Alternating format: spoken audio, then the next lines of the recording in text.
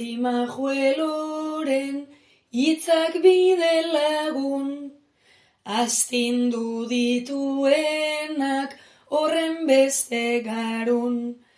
Beraz lerro artean hitz egin dezagun, hiria gure oinetan nola bizi dugun.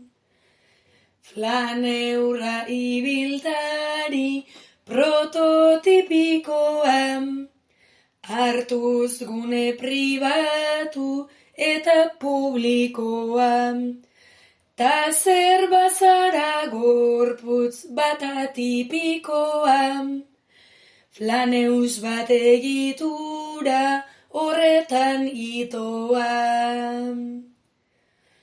Nork okupatzen ditu kaleko baldozak, nor dago erosoen, nork igo ahotsak. Argi dago naiz askok jotzen duen ontzat, espazio publikoa ez dela denontzat.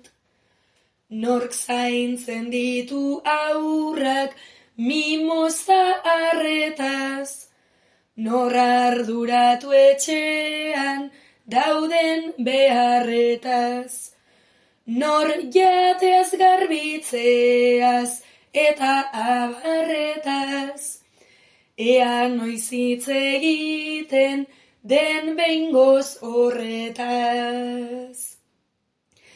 Etxe normatibo bat pentsatzen hasita, funtzionatzen duena gehienean krisika. Baina etxe barruan hormigoiz josita, ez da ezer gertatzen ateak itxita. Hiriek egitura bakarra dakarte, tinko mantentzen dena iraultzen den arte. Geurera ekarrita joan gabe aparte, bertsogintza ere bada hiriaren parte.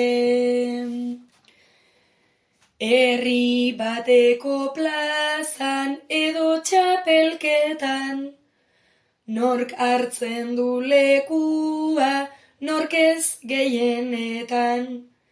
Birpentsatu dezagun denon mesedetan, pertsoa nola bizi den gure oinetan. Guztionak eginez, zaintzak ta ardurak, kolektiboki hausnartuz non markatu mugak. Elkarri eraginez, kilimak askurak, horrela eraikiko da beste mundu bat. Elkarri eraginez, kilimak askurak, horrela eraikiko da beste mundu bat.